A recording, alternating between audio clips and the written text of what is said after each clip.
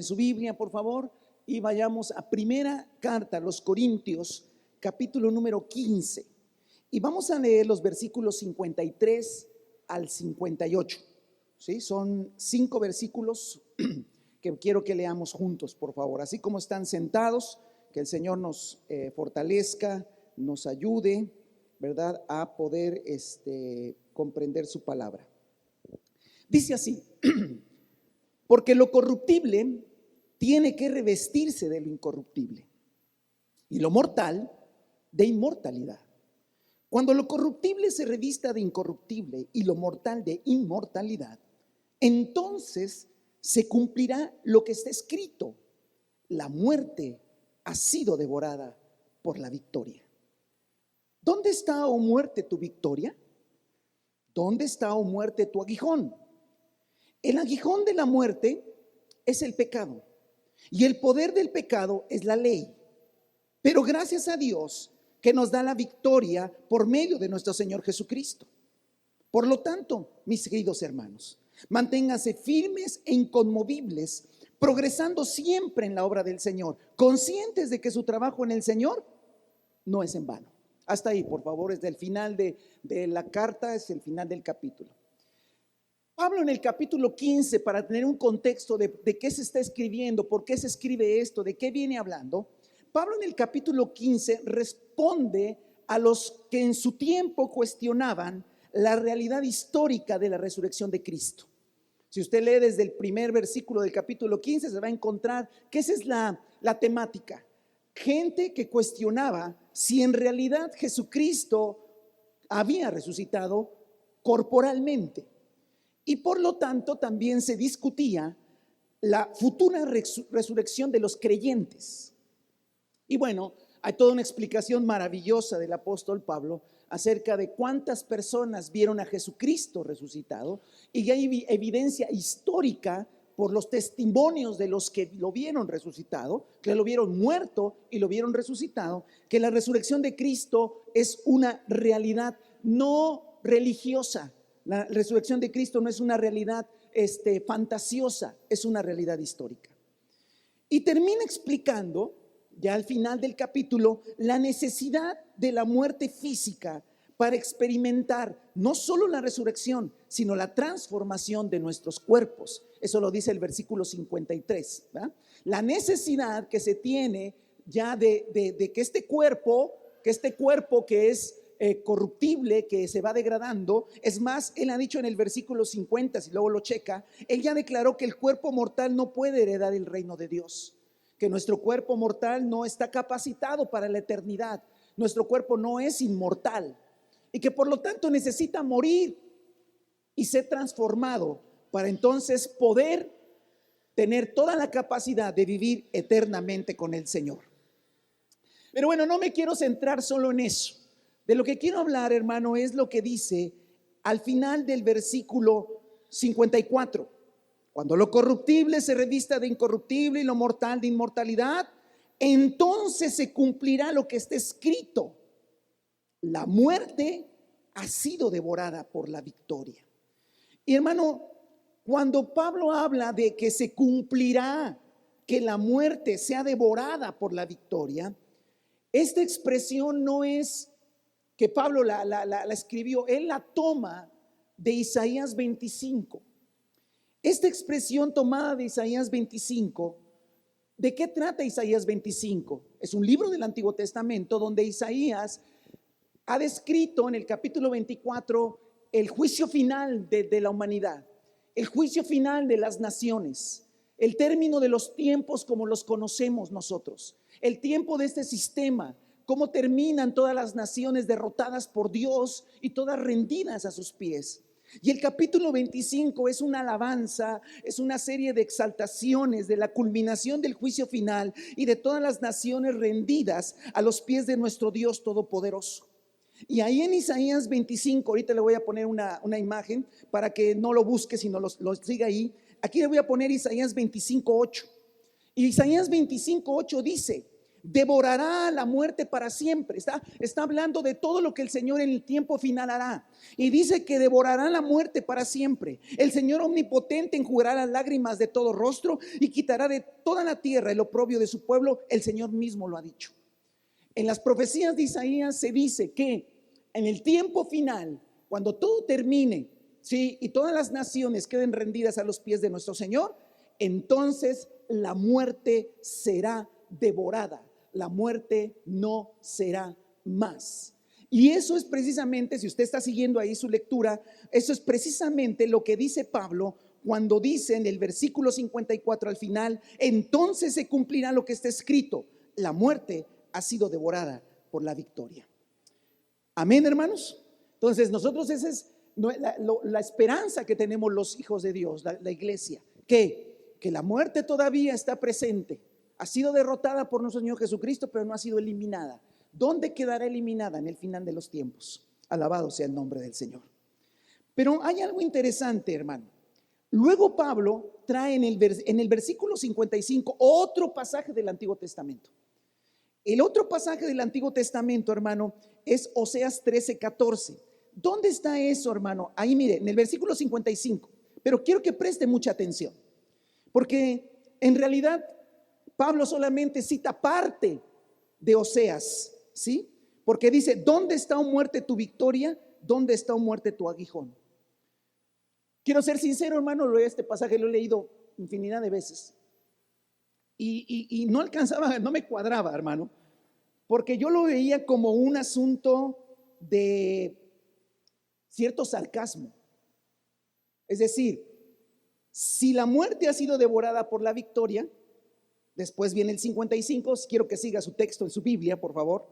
Ponga atención en su Biblia, yo quiero que tenga esa secuencia. Luego Pablo dice: ¿dónde está, oh muerte, tu victoria? Y me parecía siempre como una pregunta un tanto retadora. O sea, si la muerte ha sido devorada por la victoria, entonces ¿dónde está, oh muerte, tu victoria? ¿Y dónde está, oh muerte, tu aguijón? Es más, hace años había un coro que cantaba, un corita: ¿dónde está, oh muerte, tu victoria? Y entonces lo cantaba uno pensando que uno le decía a la muerte: ya viste, no pudiste, etcétera, algo así.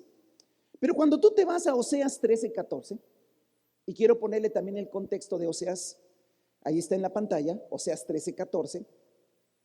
El libro de Oseas es un profeta que, escúcheme, profetizó antes y durante la caída de Israel en el año 700 años antes de Cristo, a través del imperio asirio.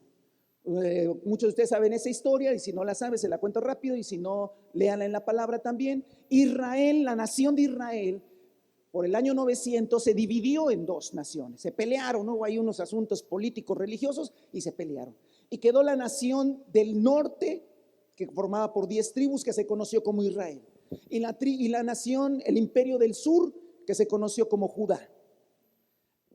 El imperio del norte fue pecador todo el tiempo, sus reyes todos fueron malvados, y entonces cayeron en una decadencia espiritual, de tal manera que cerca del año 700 años antes de Cristo, Dios permitió que el imperio asirio llegara y arrasara contra ellos. Y el profeta Oseas profetiza eso. Y el profeta Oseas habla y denuncia el pecado y denuncia el pronto juicio que Dios traerá. En ese contexto, mire lo que dice este pasaje. El texto completo es Oseas 13:14. Y vea el sentido. Dios está airado, Dios está airado, ¿ok? Dios está trayendo juicio. Y dice: ¿habré de rescatarlos del poder del sepulcro? Es una pregunta. Y quiero decirle que la respuesta, el contexto histórico dice que Dios no los rescató del poder del sepulcro. ¿Los redimiré de la muerte? Y la respuesta por el contexto histórico es que Dios ya no los redimió de la muerte. Y entonces vienen las palabras que luego Pablo usa en Corinto. ¿Dónde está, oh muerte, tus plagas? Pero Dios no se está burlando de la muerte, la está llamando. Dice: ¿dónde está la muerte? La necesito, con sus plagas. ¿Dónde está, oh sepulcro, tu destrucción? Vean lo que dice en la parte final. Vengan, que no les tendré misericordia. Es un pasaje fuertísimo, hermano. El pasaje lo que está diciendo es que Dios dice, a ver, ya les he hablado, ya les he mandado profetas, los han matado, se han perdido, han hecho idolatría, han hecho dioses ajenos, se han arrodillado ante ellos, me han olvidado, se han hecho perversos, así es que viene juicio. Y entonces durante todo lo que viene diciendo Oseas viene este pasaje. ¿Habré de rescatarlos del poder del sepulcro? No, no los voy a rescatar. ¿Los redimiré de la muerte? No, es más, ¿dónde está muerte? Tus plagas, las necesito. ¿Dónde está sepulcro, tu destrucción? Vente, vente. Vengan, que no les tendré misericordia. Entonces, quiero que entendamos el contexto de este pasaje para que luego veamos a Pablo. O sea, Pablo agarra ese pasaje y lo trae al Nuevo Testamento. Entonces, el contexto de Oseas es la próxima caída de Israel, el reino del norte, a manos de los asirios. En un capítulo donde se profetiza la ira de Dios contra Israel. El pasaje en Oseas dice que Dios llama a la muerte y al sepulcro contra Israel. Pero ahora, hermano, vuelva a Corintios, por favor, 1 Corintios 15, ahí lo tienen, es más, no se mueva de ahí. Todos los textos que use los voy a poner en la pantalla para que usted se quede ahí en Corintios. Y si usted se fija en Corinto, 1 Corintios 15 que estamos leyendo, Pablo agarra 2 líneas solamente de ese capítulo, donde dice, ¿dónde está, oh muerte, tu victoria? Dios llamando a la muerte, y Dios llamando a la muerte para que traiga sus plagas. Bueno, hermano, ¿por qué no dice lo mismo? Por las traducciones. El Antiguo Testamento fue traducido a la Biblia en griego, que llamó la Biblia de los 70, y luego de ahí mucho se tradujo al Nuevo Testamento. Hay diferencia en las palabras, ¿vale? ¿Dónde está, oh muerte, tu victoria? ¿Y dónde está, oh muerte, tu aguijón? Está tomado de Oseas capítulo 13, versículo 14. Pero fíjense, hermano, Pablo lo trae y es interesantísimo el giro que le da. Pablo ahora le da un giro. Toma las mismas preguntas o invocaciones, vamos a llamarlo así, de llamar Dios a la muerte y al sepulcro contra Israel, pero ahora explica que la muerte y el sepulcro no tienen más poder sobre los que estamos en Cristo. Aleluya. Bendito sea el nombre del Señor. Mi hermano, quiero que vea ese contraste. Mientras que Dios llama a la muerte y al sepulcro contra Israel, Pablo dice, Dios llamó a la muerte y el sepulcro contra Israel, pero ahora en Cristo Jesús. También pecadores. No importa si mayores o menores que Israel, pero que ahora hemos entregado nuestra vida a Cristo en arrepentimiento.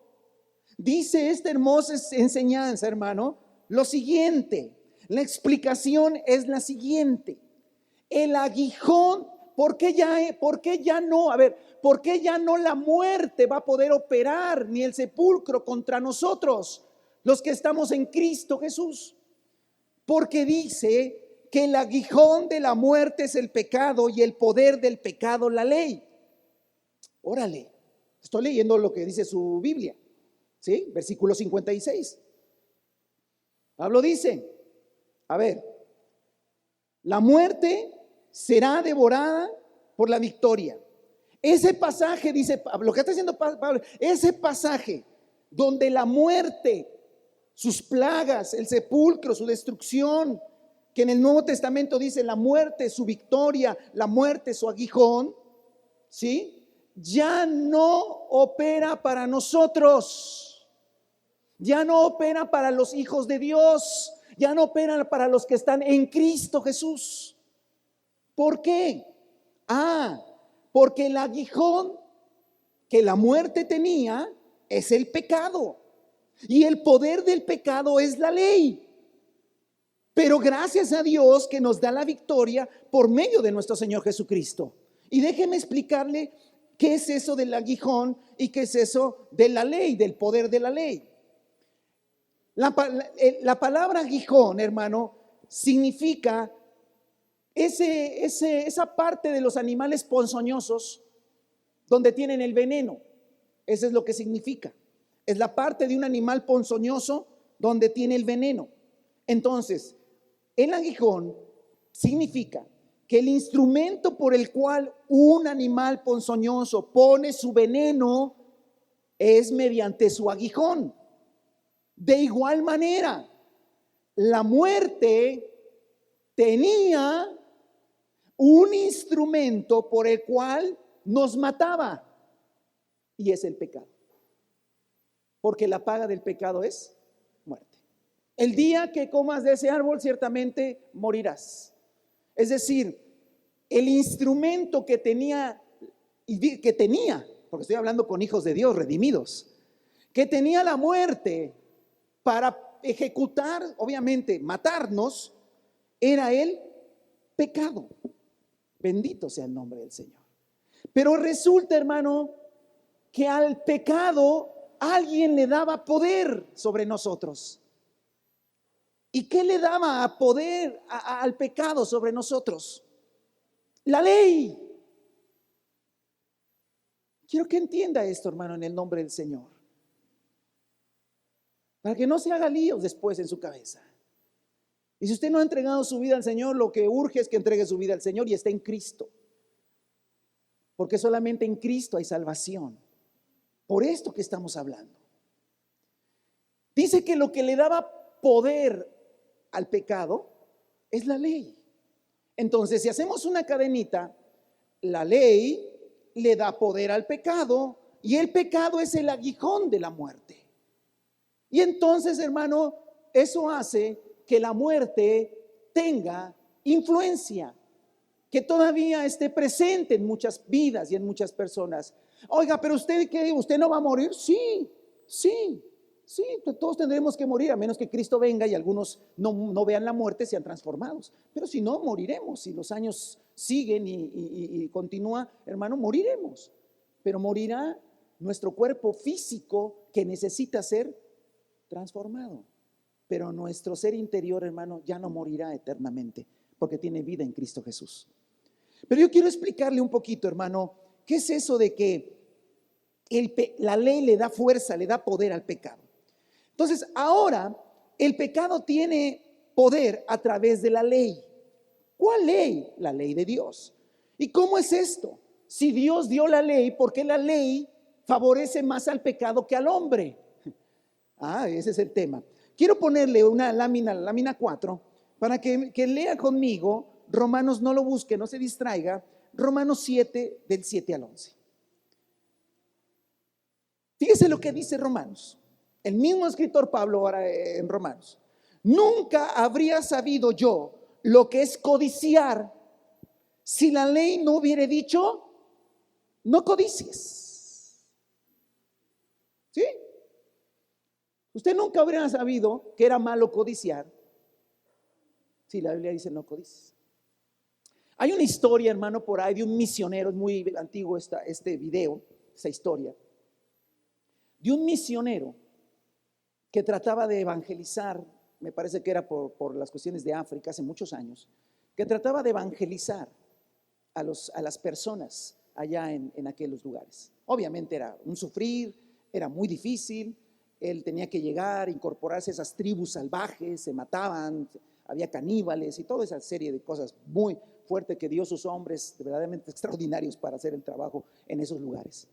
Pero cuenta este misionero que cuando él llegaba ya había agarrado confianza con los de esos poblados, ya lo habían aceptado como parte del pueblo, de la tribu, ¿verdad? Él empezaba a compartir del Señor.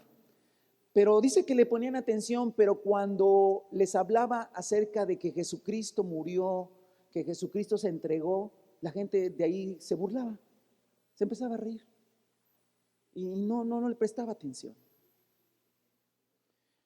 Pero le llamaba la atención que cuando les hablaba que Judas lo traicionó, se emocionaban.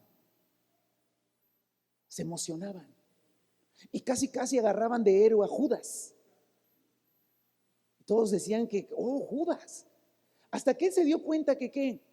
que en ese poblado, en esa cultura, la traición era bien vista, que la traición era como una virtud, que la traición era como la gente más inteligente, como la gente a la que había que seguir.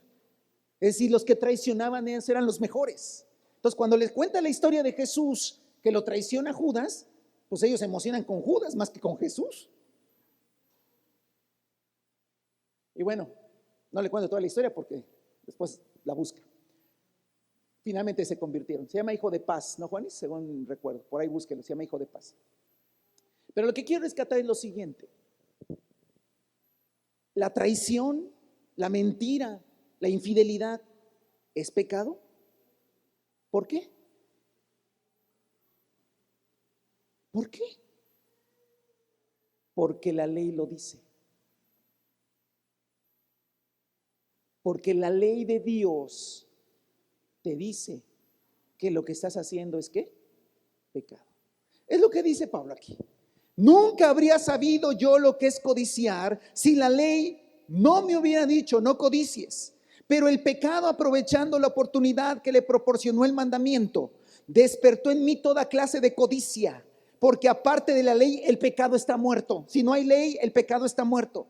En otro tiempo, versículo 9, yo tenía vida aparte de la ley, pero cuando vino el mandamiento, cobró vida el pecado y yo morí. Se me hizo evidente que el mismo mandamiento que debía haberme dado vida me llevó a la muerte, porque el pecado se aprovechó del mandamiento, me engañó y por el medio de él me mató. Lo que dice Pablo es cierto. El aguijón de la muerte es el pecado. Pero ¿quién le dio poder al pecado sobre nosotros? La ley, los mandamientos, el mandato. El mandato le dio fuerza. ¿Por qué? Porque pecado es transgredir la ley. Y entonces cuando no hay ley, no hay pecado. Tú no puedes transgredir nada que no esté escrito como ley. Pero cuando Dios establece su ley, entonces el pecado es evidente. Y el hombre ahora comprende y debe comprender, y eso es lo que la gente no comprende, ¿sí? Que la ley solo sirvió para declararnos pecadores y que nos diéramos cuenta de la necesidad de un Salvador. Entonces la ley no sirvió de nada. Sí, sirvió para algo maravilloso. ¿Qué? Para darnos cuenta que éramos pecadores. Amén. Porque si no a ver, el problema de mucha gente, hermano, que según se entrega a Cristo, pero tarda mucho tiempo en de verdad dejar que la vida del Espíritu florezca en él, hermano, es que cree que le hace un favor entregándose al Señor. Cree que hay otros más malos que él. Cree que él no es tan malo. Cree que bueno, pues como soy una persona buena, entonces cuando me hablaron de Dios, pues yo acepté ir con Dios porque soy bueno. Ese es el problema. El problema es que no nos hemos dado cuenta que somos malvados por naturaleza. Y que la ley, cuando tú vas a la ley, te das cuenta que has roto los mandamientos. Y entonces te das cuenta que la ley te condena. Y entonces al darte cuenta de tu pecaminosidad, de la naturaleza tan horrible que tienes, entonces te das cuenta que necesitas ¿qué? Un Salvador. Es como cuando estás, imagínense nada más, es como cuando estás en el alta mar, ya se fueron todos, ya se fue el barco que te trajo, ya se fueron todos los compañeros, ya no tienes ¿cómo se llama? Salvavidas, no tienes un chaleco, no tienes ni una llanta más que la que todos tenemos, y estás nadando bien tranquilo, pero no te das cuenta que en la verdad estás ¿qué? Perdido. Hasta que de repente volteas y no ves a nadie y te das cuenta que estás en la inmensidad del mar y que necesitas ¿qué? Un Salvador, alguien que te salve. Así le pasa a la gente, hermano. Tú y yo vivimos pensando que no las sabíamos de todas, que las podíamos hacer todas, que nosotros cambiábamos cuando queríamos, que la vida era así, hasta que un día venimos a la ley de Dios y nos dimos cuenta que estábamos bien perdidos. Amén. Y entonces eso nos llevó ¿a dónde? A Cristo Jesús. Por esa razón, cuando nos hacemos uno con Cristo, somos justificados por su gracia y no por el cumplimiento de la ley. Se le ha quitado al pecado el poder que tenía. ¿Cómo? Hermano, dejando que la ley me condene. Escuche, dejando que la ley me condene. Hermano, es que usted no cumple la ley. Sí, yo no cumplo la ley, yo no la cumplo. ¿Me entiende? Pablo dijo, no cumplo la ley. Y la ley dice que el que no cumple la ley tiene que morir. Sí, que me maten. A ver, hermano, aquí quiero que entienda, y yo también quiero entender, y que todos entendamos. Muchachos, entiendan esto, entiendan el evangelio. No van a perder muchos años viniendo aquí a la congregación y simplemente no viviendo la vida del Espíritu, si no comprende el evangelio. Se le ha quitado al pecado el poder que se le daba por medio de la ley, y por lo tanto la muerte ya no tiene aguijón. Pero quiero que vayamos a un pasaje más, que lo voy a poner ahí, la lámina 5, que es Gálatas 2:19. Analice esto con calma, por favor. El mismo Pablo dice, yo por mi parte, mediante la ley, he muerto a la ley. Mediante la ley he muerto a la ley. ¿Cómo es eso? ¿Sí? A ver, yo voy y me expongo ante la ley, que no solamente son los 10 mandamientos, son muchos más. Me expongo ante la ley y no cumplo la ley. Yo no cumplo la ley, no la cumplí. Quebranté los mandamientos desde niño. ¿Okay? Luego, ¿qué dice la ley? La ley dice que el que no cumpla morirá. Y entonces Pablo dice, perfecto. Yo por mi parte acepto que no cumplo la ley y acepto el juicio de la ley sobre mi vida. Muchachos, a ver si un día de estos ya aceptan el juicio de la ley sobre ustedes. Pero dice la ley que el que no lo cumpla morirá. Sí, pero mire, sigue leyendo. Yo por mi parte, mediante la ley, he muerto a la ley a fin de vivir para Dios. He sido crucificado con Cristo. Aleluya. A ver, Cristo fue a la cruz por mis pecados. Sí. Cristo fue crucificado por mí. Sí. Pero entienda esa parte, no la estamos entendiendo muchos. Cuando decimos que Cristo fue crucificado por mí, no quiere decir que Cristo fue crucificado y yo bien feliz. Jesucristo fue crucificado por mí, porque cuando Jesucristo fue crucificado, yo también fui crucificado. ¿Por qué, hermano? Cada uno de los que estamos en Cristo entendemos y aceptamos que hemos sido crucificados con Él. Porque la ley nos mató, porque la ley no la cumplimos y la paga del pecado es muerte. Sale, entonces Cristo murió por mí, dice Pablo, yo también morí ahí. ¿Por qué? Porque yo no cumplí la ley y yo morí en Cristo. Cristo murió por mí, pero yo morí también. Por eso dice este pasaje, yo por mi parte mediante la ley he muerto a la ley a fin de vivir para Dios. He sido crucificado con Cristo, ya no vivo yo, sino que Cristo vive en mí. Lo que ahora vivo en el cuerpo, lo vivo en la fe del Hijo de Dios, quien me amó y dio su vida por mí. No desecho la gracia de Dios. Si la justicia se obtuviera mediante la ley, Cristo habría muerto en vano. Ya no quiero, ya no voy a luchar por cumplir la ley. No, he dejado que la ley me juzgue, que la ley me imponga mi pena. Y la ley me impone una pena, ¿cuál? La muerte. Bendito Señor Jesucristo, que fue a la cruz, no teniendo que pagar absolutamente nada, fue a la cruz para que todos los que nos identificamos en su muerte. No es aquello que hemos estado haciendo por muchos años. Reciba a Cristo en su corazón. Ay, sí, Señor, ven a mi corazón. Listo, ya, espérame, tranquilo. Por eso no funciona nada. Porque la gente no está entendiendo que no es recibo a Cristo en mi corazón como algo filosófico, romántico o que está de moda. Es que yo tengo que identificarme que Cristo murió en la cruz y tú también tienes que morir en la cruz. Morir a ti mismo, negarte a ti mismo. Un día le compartí a un hombre y le dije, es que tienes que negarte. Me dijo, negarse a sí mismo. Lo más difícil que el ser humano puede hacer. Sí. Me niego a mí mismo, ya no vivo yo, ahora yo voy a morir con Cristo para que Cristo viva en mí. Solamente así soy libre de la ley. Solamente así soy libre de la ley. ¿Cuándo? Cuando muero. Escúcheme esto. Escúcheme. La ley no aplica para los muertos. La ley aplica para los vivos. Por eso cuando dices, es que es mi derecho, es que a mí no me van a gobernar, es que yo, listo, la ley te aplica, ¿eh? No, la ley te aplica porque tú estás diciendo, es mi derecho, es mi vida. Y nadie tiene por qué meterse. ¿Listo? Mamá, no se metan en mi vida, ¿por qué? ¿Listo? Nada más te digo, la ley aplica para los vivos. Por eso Pablo dice, es más, no, dice la palabra. Es más, Pablo toma el ejemplo del matrimonio en Romanos 6, al principio del 7. El hombre y la mujer están unidos en matrimonio hasta que la muerte los separe. Dice, cuando haya muerte se acabó. Ah, bueno, hermano, la ley es lo mismo. Si tú estás vivo, ahí está tu esposa, la ley.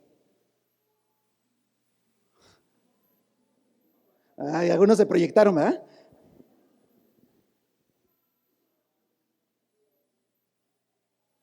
Pero cuando tú estás muerto, se acabó. Entonces, cuando tú estás muerto, la ley ya no aplica. Y si la ley ya no aplica, ya no tiene poder el pecado. Y entonces no hay aguijón. Y entonces no hay muerte. ¿Por qué? Porque ya hubo muerte. ¿En dónde? En la cruz. Ya no vivo yo, ya no vivo yo. Por eso, amado hermano, en el nombre de Cristo Jesús, niéguese a sí mismo todos los días. Neguémonos, dijo el otro. Todos los días, porque esa es mi condición. Ahí debo estar, ahí debo estar, ahí debo estar, porque ahí estoy. Jóvenes, cada que te pones muy... No, estamos haciendo algo ilógico. Voy a poner, bájate de la cruz y la ley te está esperando. La ley te está esperando. ¿Para qué? Para darle poder al pecado, para que el aguijón entonces de la muerte siga. Por eso, hermano, nuestra condición es estar crucificado. Por eso Pablo dice, yo por mi parte mediante la ley he muerto a la ley. Ya, yo la ley se acabó, ya me divorcié, ya me morí, así que ni me busque la ley. ¿Verdad? Que la ley ni me busque, que se case con otro. Ya me morí. A fin de vivir para Dios. He sido crucificado con Cristo. Ya no vivo yo, sino Cristo vive en mí. Lo que ahora vivo en el cuerpo, lo vivo por la fe en el Hijo de Dios, quien me amó y dio su vida por mí. No desecho la gracia de Dios. Si la justicia se obtuviera mediante la ley, Cristo hubiera muerto en vano. No es por la ley está muerta. Hermanos, quiero que vuelva a leer Corintios 15, por favor, conmigo. Vea, es maravilloso. Estoy en el versículo 53. Porque lo corruptible tiene que revestirse de lo incorruptible, lo mortal de inmortalidad. Cuando lo corruptible se revista de incorruptible y lo mortal se inmortalidad, se cumplirá lo que está escrito: la muerte ha sido devorada por la victoria. ¿Dónde está, oh muerte, tu victoria? ¿Dónde está, oh muerte, tu aguijón? Pero el aguijón de la muerte es el pecado, y el poder del pecado es la ley. Pero gracias a Dios que nos da la victoria por medio de nuestro Señor Jesucristo. Aleluya, hermano. Bendito, hermano. Nos sacó de un problemón, hermano. Entendamos una cosa: Jesucristo nos sacó de un problemón que teníamos. ¿Y saben cuál es ese problemón? La ley. ¿Por qué? Porque íbamos a llegar delante de Dios y nos iban a aplicar la ley. Si tú no estás en Cristo Jesús, un día vas a morir, te van a aplicar la ley. Yo ni la conozco, no importa, la ignorancia de una ley no te libra de ella. Te van a aplicar la ley y vas a salir pecador. Lo que necesitamos, hermano, es entender que gracias a Cristo, entonces yo me quedo en la cruz con Cristo, ahí me quedo con Cristo y de ahí no me muevo de ahí. ¿Por qué? Porque en Cristo Jesús, hermano, porque dice la palabra claramente, gracias sean dadas a Cristo, gracias sean dadas al Señor. No, Él nos da la victoria sobre el pecado y sobre la muerte por medio de nuestro Señor Jesucristo. Hermano, gloria sea al Señor. Alabado sea el nombre del Señor. Si usted está en Cristo Jesús, hermano, gócese, alégrese y dele gloria al Señor y quédese crucificado. Porque cuando usted empieza que yo, que acá, que lo, ya empezamos con problemas. Quédese crucificado, sea humilde, sea sencillo de corazón, no sea arrogante. No diga que usted es acá, no somos nada, hermano, estamos crucificados con Cristo. Y lo que ahora ves es Cristo en nosotros. Amén. No, es que yo puedo, es que yo sé, es que yo hago, es que yo voy. Uy. Por eso el orgullo, hermano, es lo peor que puede tener alguien que se dice creyente. No, tiene que ser humilde, sencillo de corazón, porque es el Cristo que nos habita. Amén. Gloria a Dios, hermano. ¿Está usted contento? ¿O está usted pensativo? Las dos cosas debería estar, pensativo y contento. Pero ¿qué cree, hermano? Que falta un versículo. No, ¿cuál? Ya está perfecto, hermano. No, falta un versículo, el 58. ¿Y ese qué dice? Pues algo interesante. Dice, por lo tanto, y ese por lo tanto, híjole, hermano. El 58 dice, por lo tanto, a ver, hermano, yo le digo una cosa, ¿entendió todo esto? Levánteme la mano. Sí lo entendí, hermano. Sí, gloria a Dios. ¿Usted está en Cristo Jesús? Amén. ¿Usted está crucificado con Cristo Jesús? El aguijón, la ley tiene, el pecado tiene poder sobre su vida. ¿Por qué no tiene poder? Porque la ley ya no aplica. Entonces, ¿la muerte tiene aguijón sobre usted? No, porque no tiene poder del pecado, porque la ley no. ¿Y por qué no aplica la ley a usted? Porque usted está ¿en dónde? Muerto en Cristo Jesús. Levante la mano y diga gloria a Dios. Hermano, la vida, aquí nos pueden pasar cosas buenas, cosas malas. Tenemos vida eterna en Cristo Jesús. Ahora sí, que suba el grupo. No, todavía no suban, que suba el grupo y vamos a cantar: el Señor salvo soy, gloria a Dios, la salvación, la justicia, te alabo. Y todo se lo podemos hacer. Pero nos falta el versículo 58. Sí, pero ese déjelo, hermano. Hasta el 57 está padre. No, pero el 58 para otro día. No, pero el 58 dice, por lo tanto, mis queridos hermanos, manténganse firmes e inconmovibles, progresando siempre en la obra del Señor, conscientes de que su trabajo en el Señor no es en vano. Ay, hermano, eso de trabajo, obra del Señor, hasta el 57. El 58 para otro día, para que hoy nos vayamos contentos. No, pero está el 58. Mire, hermano, el tema es el siguiente. Para los hermanos del primer siglo, ¿sí? Si ya estamos unidos a Cristo Jesús, somos salvos y solo esperamos que este cuerpo sea transformado. Pero entonces, hermano, ¿por qué el Señor nos tiene aquí en el mundo todavía? Hermano, si ya estoy crucificado con Cristo, ya soy salvo, ya la ley no aplica sobre mi vida, pregunta, ¿por qué todavía estamos aquí en el mundo? ¿Por qué todavía estamos en este sistema que finalmente será destruido? ¿No se ha preguntado usted, Señor, por qué? Algunos hasta que ya somos de edad, y bueno, no tienen tanta edad, pero algunos ya tienen más edad, ya están cansados. Dicen, Señor, ya te serví, ya te conocí, soy salvo. ¿Qué hago aquí todavía? Yo sé que eso no piensan los jóvenes. No, yo sí tengo muchas cosas que hacer, hermano. Pero si fuéramos sinceros y nos preguntáramos, si ya se cumplió la salvación en Cristo Jesús, ¿por qué todavía estamos aquí? En mi caso llevo 30 años de creyente. Algunos tendrán más. Pues son 30 años, hermano, ya más de 30 años de creyente. Desde que me convertí, hermano, obviamente Cristo gobierna mi vida. Llevo muchos años que el Señor gobierna mi vida y sigo aquí. No habrá como eso de pensión ya, o sea, cuando ya llegas a ciertos años de creyente, pues ya, ¿no? ¿Qué será que el Señor está probando nuestra fidelidad? ¿O nos tendrá aquí porque nuestra familia nos necesita? ¿O para realizarnos en la vida? Tal vez quiere que vea a mis nietos y a los hijos de mis hijos y de mis hijos. Tal vez es lo que Dios me tiene aquí por eso.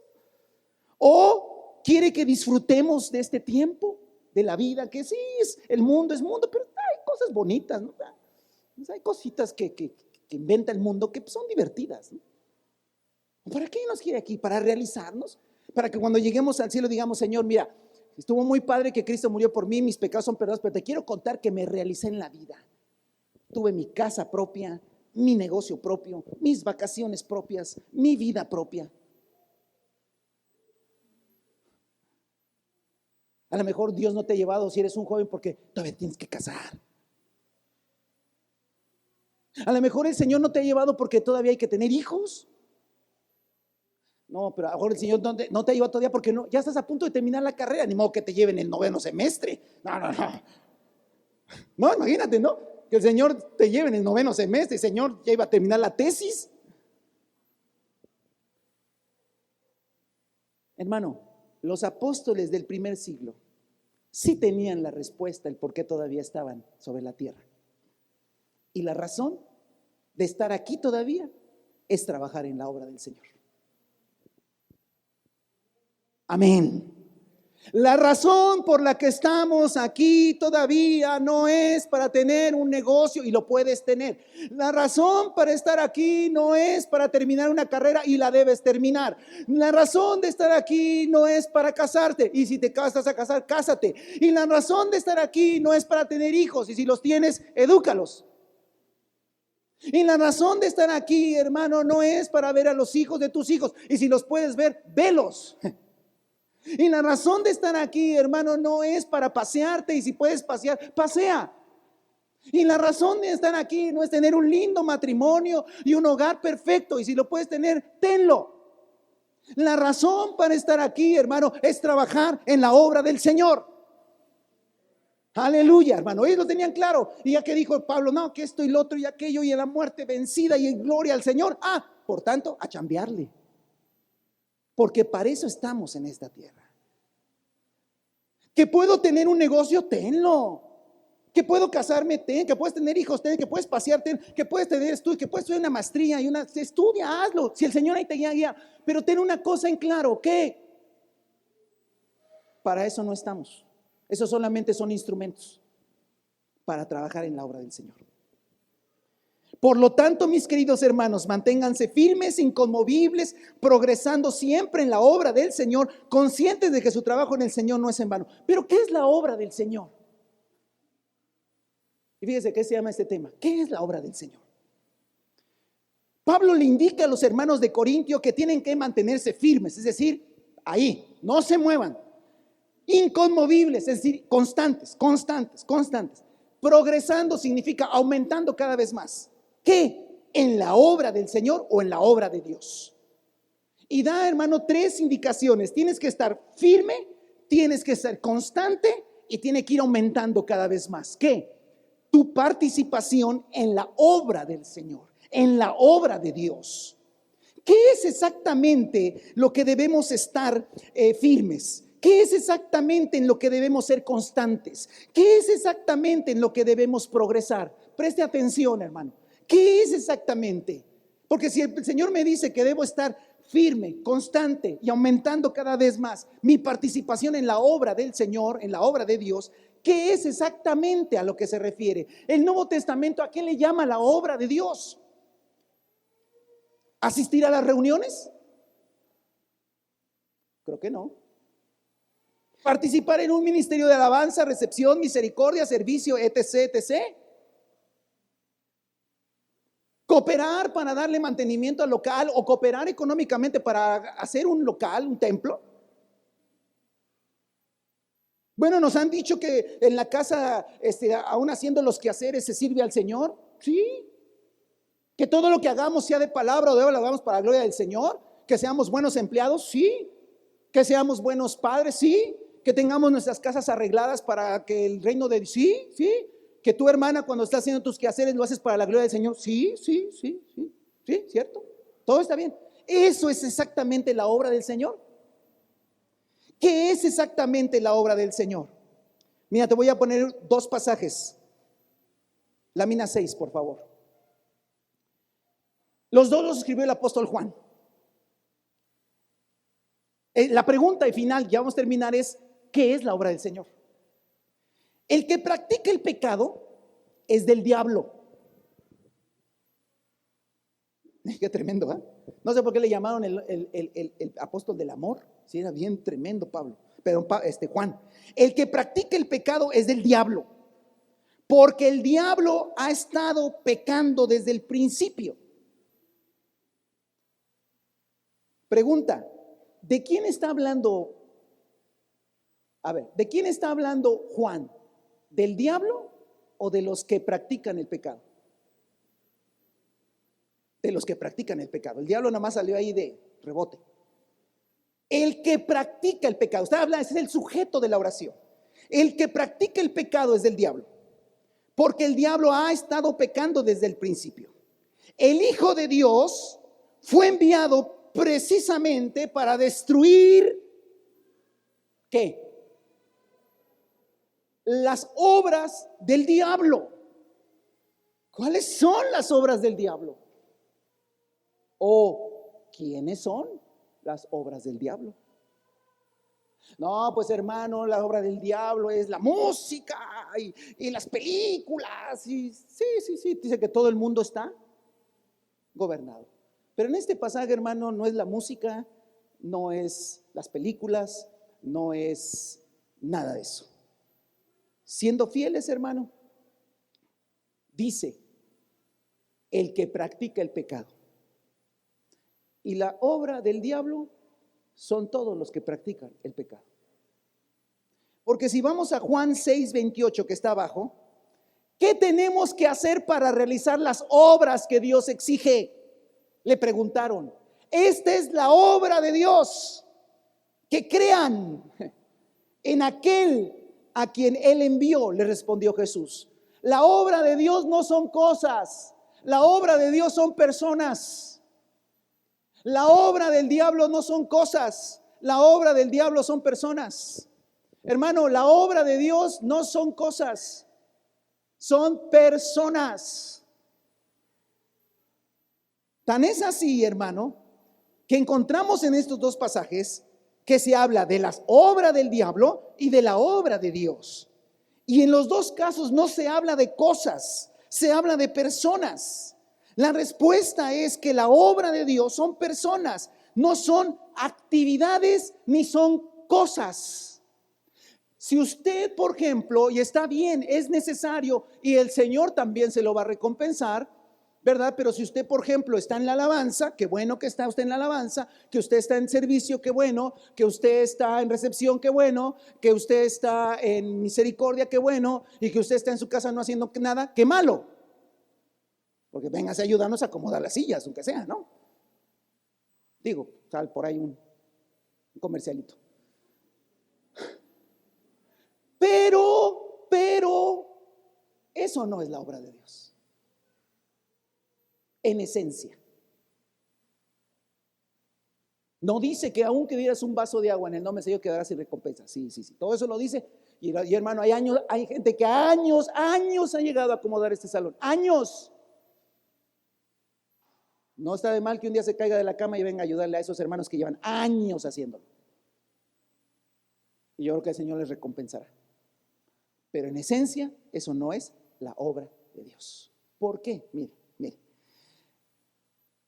La obra de Dios es trabajar en personas, básicamente alcanzando personas para Cristo y edificándolas junto con la iglesia. El último pasaje que le quiero poner es Romanos 14. Mire lo que dice el versículo 19 al 21. Por lo tanto, esforcémonos por promover todo lo que conduzca a la paz y a la mutua edificación. No destruyas La obra de Dios por causa de la comida. Todo alimento es puro. Lo malo es hacer tropezar a otros por lo que uno come. Más vale no comer carne, ni beber vino, ni hacer nada que haga caer a tu hermano. Pregunta, hermano, para Pablo, ¿qué era la obra de Dios? Personas. Porque tú no puedes escandalizar a la silla, y no puedes escandalizar al micrófono, y no puedes escandalizar a las paredes. Tú lo que puedes escandalizar es a personas. Tú no puedes hacer tropezar una bocina, tú no puedes hacer tropezar a una silla, tú no puedes hacer tropezar más que a una persona.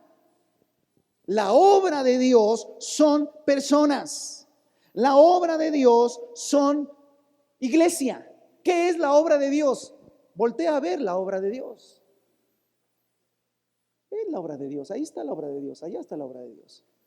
Y sabe también la obra de Dios, muchos hermanos que andan caminando allá afuera que todavía no saben que vendrán a Cristo. E ir por ellos es la obra de Dios. Así es que está bien que hagas otras cosas, está bien que tengas tu casa linda, está bien que estés educando bien a tus hijos, está bien, y esa es parte del mostrar el reino. Pero trabajar en la obra de Dios es trabajar con personas. Amén. Y quiero decirte, hermano, aquí en esta congregación, tú dirás, bueno, hermano, pues yo te voy a decir una cosa, aquí a nadie se le exige trabajar en la obra de Dios. Todo es voluntario. Pero aquí hay muchísima gente, hermano, que es bien trabajadora en la obra de Dios. Y volvemos al mismo punto que yo le dije la vez pasada. Cuando llegue ante el Señor no va a decir, no, yo le expliqué al pastor que yo no podía. Ni en caso me van a hacer allá, hermano. No, que digan, a ver, que venga el pastor de este muchacho. ¿Qué dice él? Imagínense, hermano. La obra de Dios son personas. Hermano, escúchame, la medida no la pongo yo. ¿Saben quién pone la medida? Ustedes mismos. Hay gente, hermano, aquí que trabaja en la obra de Dios, con la gente, que ha estado saliendo, hermano. Hay jovencitos que han estado repartiendo folletos afuera de su casa. Aquí hay varones, mujeres que han dejado cosas para ir a buscar, a visitar, a estar ahí con la gente, tocando puerta, visitándolo. No lo reciben de muy buena gana, pero ahí están, y después ahí van, y los invitan y van, están haciendo eso.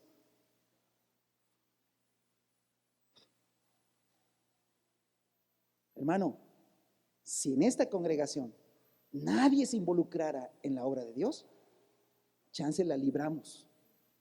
Porque si, bueno, Señor, yo no hice, pero nadie hizo. Pero resulta que aquí muchos hacen, y hacen demasiado. Así es que tú como que te quedas así como que, trágame tierra, ¿sí? Sí, porque ¿qué pretexto vas a decir? Es que estaba muy joven. O sea, que hay unas hermanas ancianas que con todo y ya su cuerpo cansado hacen lo que tienen que hacer, visitando a la gente. No, es que no estaba yo preparado. O sea, a ver, dígame una cosa, si estás en una congregación donde todos reciben lo mismo y de todos son alimentados con lo mismo, y unos lo hacen y otros no, híjole, ya no es problema de acá. Y hermano, el Señor te dice esta mañana, está firme, sé constante y cada vez más en la obra de Dios, porque tu trabajo en el Señor no será en vano. No será en vano. El Señor te lo va a recompensar, el Señor te lo va a reconocer. Trabaja con la gente. Trabaja con la gente. De acá adentro, sí, edifica la de acá adentro, ayuda a la de acá adentro, pero hay que ir por los de allá afuera, hermano. Eso es la obra de Dios. Lo demás que haces aquí, que hacemos aquí, es necesario hacerlo. Es necesario hacerlo, pero no es lo primordial. No le puede, Señor, un cambalache. Mira, no trabajo yo con la gente porque la gente me fastidia, me cansa, soy penoso, soy de poca palabra, es difícil, nadie me conoce, no soy famoso, no soy youtuber, no tengo seguidores. pero te lo cambio por, no sé, te diseño una página web. Pues se la necesitamos, gracias, pero eso no cuenta. Señor, te doy una ofrenda para que compren folletos. Va, bien recibida, pero eso no cuenta. En lo que estamos hablando, la obra de Dios son personas. Así es que, hermano, deberíamos, y no le pongo obligación, cada uno de los que nos decimos hijos de Dios, nacidos de nuevo, estar trabajando con alguien. Y eso es la obra de Dios. El pastor no tiene a alguien que me... No.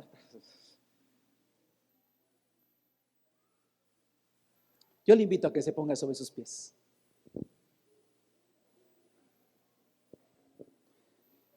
Tome su Biblia y lea 1 Corintios capítulo 3 conmigo. Y yo le digo,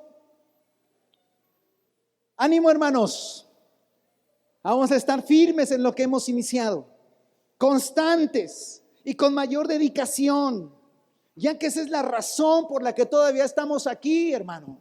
¿Por qué estamos todavía aquí, hermano? Porque necesitamos trabajar con las personas. ¿Por qué estamos aquí todavía? ¿Por qué todavía respiramos? ¿Por qué ya no nos fuimos? ¿Por qué ya el Señor dijo hasta aquí, vámonos?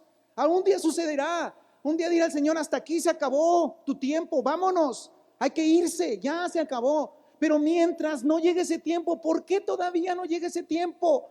¿Será que el Señor me quiere bendecir regalándome que tengo? No, olvídate de eso. Claro que el Señor te bendice, pero la razón por la que estamos aquí, hermano, es por la gente. Hermano, ahora que estamos saliendo, ahora que están saliendo la mayoría, jóvenes, ahora que estás saliendo a dar un folleto, la razón por la que estás aquí es por eso. Lo otro es secundario. Que vas a estudiar, sí, que vas a entrar a la UV, a la universidad, sí, que vas a tener una carrera, sí, que te vas a graduar, sí, está bien. Que vas a tener un trabajo, sí. Que te vas a casar, sí. Que hijos, sí, a lo mejor no. A lo mejor no te vas a casar. Ay, no, pero ¿por qué? Ese es el drama. Ese es nuestro problema, hermano. No estamos aquí por eso. Así como usted ya se casó y tiene hijos.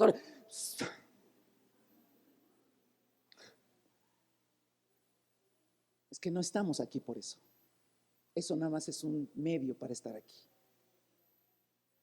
Estamos aquí, hermano, por la obra de Dios. Y la obra de Dios son personas. Y si tú puedes visitar a un hermano y edificarlo, estás en la obra de Dios. Y si tú puedes estar orando y visitando y animando a los hermanos, la obra de Dios. Si tú puedes darle nicos a una persona, es la obra de Dios. Si tú puedes estar animando a una persona que apenas comienza, es la obra de Dios. Si estás saliendo a compartirle algo, es la obra de Dios. Si estás visitando a una persona, es la obra de Dios. Cuando estés tratando con gente, es la obra de Dios. Cuando estés trabajando con cosas, son cosas que sirven, pero no es la obra de Dios. Por eso, hermano, hemos decidido, en el Señor nos puso tener 2 domingos presenciales y uno no. ¿Me entiende por qué? Porque queremos dedicarnos a la obra de Dios. A la obra de Dios. Espero que ese domingo no se quede en su casa. Espero que ese domingo no lo agarre para otra cosa. Sería demasiada, no sé, no quiero usar una palabra. No, hermano, no. Hijo, el que me cuesta, a todos, hermano, a todos. Pero por eso vamos en equipo ya, y en bolita nos echamos porras uno al otro. Hermano, yo también he entregado folletos así, hermano, y he predicado en lugares abiertos, hermano. Pero esa es la obra de Dios. Punto. Lean conmigo 1 Corintios 3 y le vamos a dar gracias al Señor, hermano, porque el Señor está con nosotros. Dice 1 Corintios 3 del 5 en adelante: después de todo, ¿qué es Apolos y qué es Pablo? Nada más que servidores por medio de los cuales ustedes llegaron a creer, según lo que el Señor les asignó a cada uno. Yo sembré, Apolos regó, pero Dios ha dado el crecimiento. Así que no cuenta ni el que siembra ni el que riega, sino que es Dios quien es el que hace crecer. El que siembra y el que riega están al mismo nivel, aunque cada uno será recompensado según su propio trabajo.